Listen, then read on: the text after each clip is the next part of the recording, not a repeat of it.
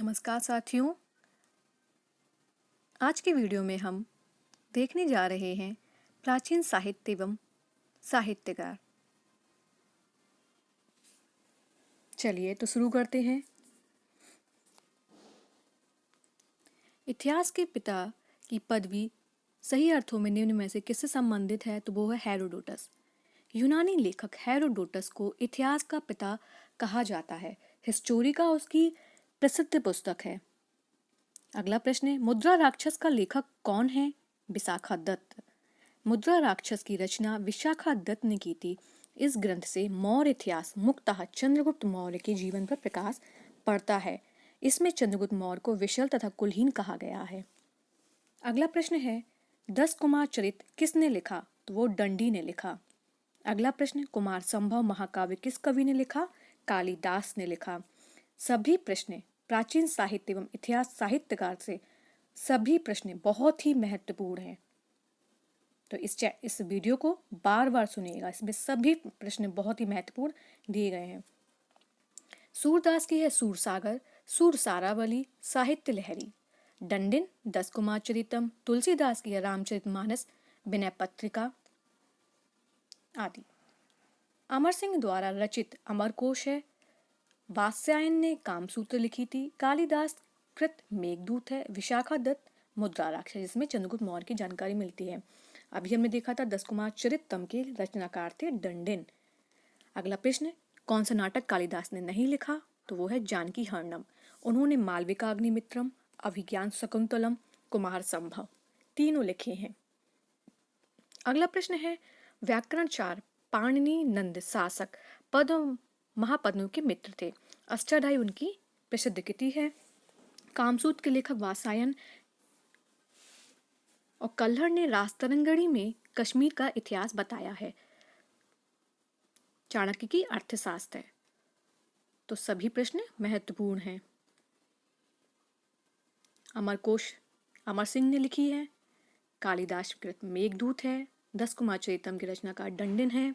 पाणिनि अष्टाध्यायी, कल्हड़ ने राजतरंगिणी में कश्मीर का लिखा है।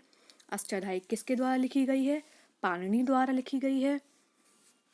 भारवी, कीर्ता, जूनियम, हर्ष, नागानंद द्वारा लिखा गया है। कालिदास मालविका अग्निमित्रम द्वारा और राजशेखर कपूर मंजरी।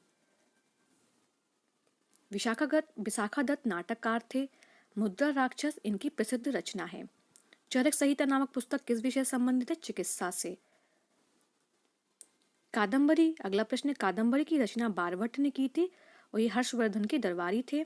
कालिदास द्वारा रघुवंश लिखा गया। भास द्वारा स्वप्नवास दत्तम लिखा गया और हर्ष द्वारा रत्नावली है। और कादम्बरी की रचना बाणभट्ट ने की थी, जो हर्षवर्धन के दरबारी कवि थे। कादम्बरी बाणभट्ट द्वारा।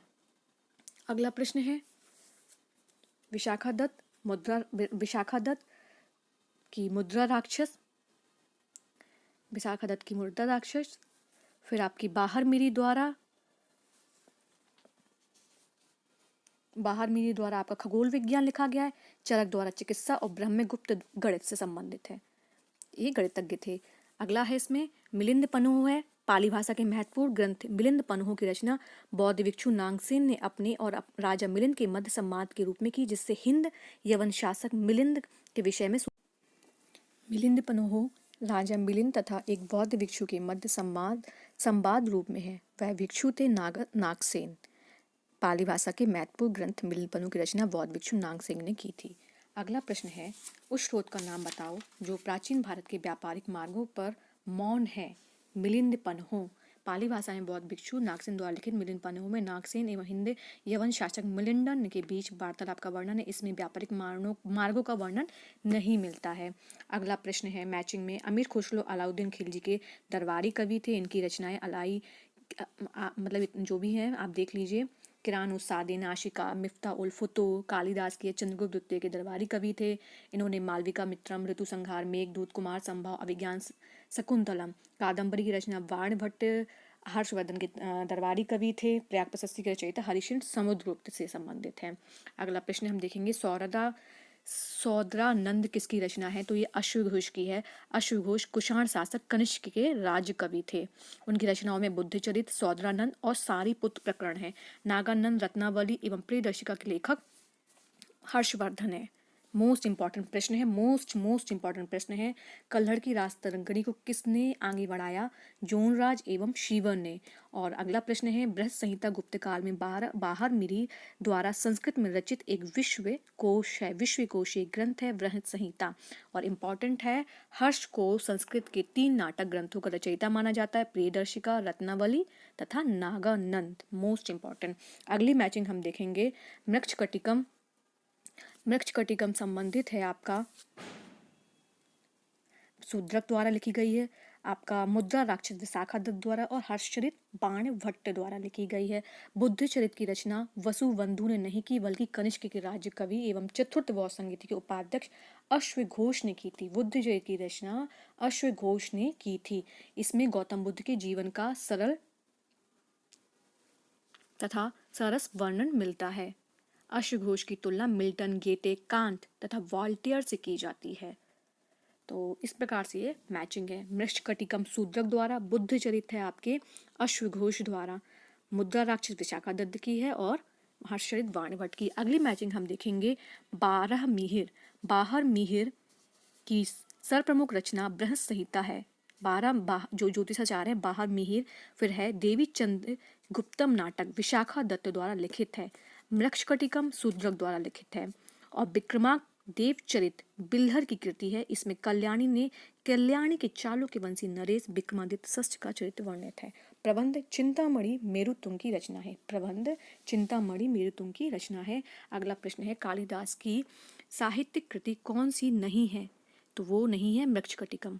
मृक्षकटिकम शूद्रक की रचना है। कालिदास की मेघदूतम, ऋतुसंहार, वृक्मो वर्षियम। कालिदास द्वारा रचित वाल्मीका मित्र नाटक का नायक है। कालिदास द्वारा रचित मालविका अग्निमित्र 5 अंकों का नाटक है, जिसमें मालविका और अग्निमित्र की प्रणय कथा वर्णित है। अग्निमित्र सुंग शासक पुष्यमित्र सुंग का पुत्र था। स्वप्नवास दत्ता के लेखक हैं भास। मोस्ट इंपॉर्टेंट प्रश्न है, स्वप्नवास बद्दा के लेखक हैं भास। अगला प्रश्न हम देख रहे हैं कि कपूर मंजरी की रचना हर्ष द्वारा नहीं बल्कि गुर्जर प्रतिहारों के दरबारी कवि राजशेखर द्वारा की गई थी। कपूर मंजरी की रचना राजशेखर द्वारा की गई थी। मालविका, अग्निमित्र, कालिदास, मुद्रा राक्षस विशाखा दत्त, सौंदरानंद, अश्वघोष द्वारा। शाकुंतलम किसने लिखा है? शाकुंतलम लिखा गया है कालिदास द्वारा लिखा गया है। कालिदास की सात ग्रंथों के प्रणयन का श्रेय दिया जाता है कालिदास को। रघुवंश, कुमार संभव, मेघदूत, ऋतुसंहार, मालविका अग्निमित्रम, विक्रमोर्वशीय, अभिज्ञान शाकुंतलम। इसमें प्रथम 2 महाकाव्य, 2 खंडकाव्य और अंतिम 3 नाटक ग्रंथ हैं। अगला प्रश्न हम देख रहे हैं, गीत गोविंद काव्य की रचयिता कौन है? तो वो है जयदेव। इंपॉर्टेंट प्रश्न है, बार बार पूछे जाने वाले प्रश्न हैं सभी। गीत गोविंद काव्य के रचयिता हैं जयदेव। अगला प्रश्न है, गीत गोविंद के गीतकार जयदेव किसकी सभा को अलंकृत करते थे? लक्ष्मण सेन को। बंगाल के अंतिम सेन शासक लक्ष्मण सेन की आश्रित महाकवि थे। गीत गोविंद का रचयिता कौन था? जयदेव थे। अगला प्रश्न है, जो यहाँ है वह अन्यत्र भी है, जो यहाँ नहीं है वह कहीं नहीं है। यह निम्न में से किस ग्रंथ में कहा गया है? तो ये महाभारत में कहा गया है। बड़ा इंपॉर्टेंट प्रश्न है कि जो यहाँ है वह अन्यत्र भी है और जो यहाँ नहीं है वह कहीं नहीं है, महाभारत में। अगला हम देख रहे हैं प्रश्न कि प्राचीन भारत का वह ग्रंथ जिसका 15 भारतीय एवं 40 विदेशी भाषाओं में अनुवाद हुआ, पंचतंत्र। प्राचीन भारतीय पुस्तक पंचतंत्र मूलतः संस्कृत में रचित का 15 भारतीय और 40 विदेशी भाषाओं में अनुवाद हुआ। इसके मूल लेखक विष्णु शर्मा माने जाते हैं। मुगल काल में पंचतंत्र का फारसी अनुवाद अनवारे सुहावली शीर्षक के तहत कराया गया। अगला हम देख रहे हैं मैचिंग में, अष्टांग संग्रह आयुर्विज्ञान से संबंधित है, 10 रूपक नाट्यकला से संबंधित है, लीलावती गणित से संबंधित है और महाभास व्याकरण से संबंधित ग्रंथ हैं। ये सभी ग्रंथ हैं। अगला है प्रश्न, तुम्हारा अधिकार कर्म पर है, कर्म की प्राप्ति पर नहीं। ये निम्न में से किस ग्रंथ में कहा गया है? गीता में ये कहा गया है, तो इसलिए कर्म करते जाइए। अगला है मैचिंग में, शर्ववर्मा को लिखा है का तंत्र ने, शूद्रक को लिखा है मृक्षकटिकम ने, विज्ञानेश्वर है मिताक्षरा की, और कल्हड़ है, कल्हड़ द्वारा रास्तरंगणी ग्रंथ लिखा गया है। ठीक है, ये सब मोस्ट इम्पॉर्टेंट प्रश्न हैं जो हमने कहीं ना कहीं पढ़े हुए भी हैं, जो पढ़े हुए नहीं है वो अब हम देखते जाएंगे।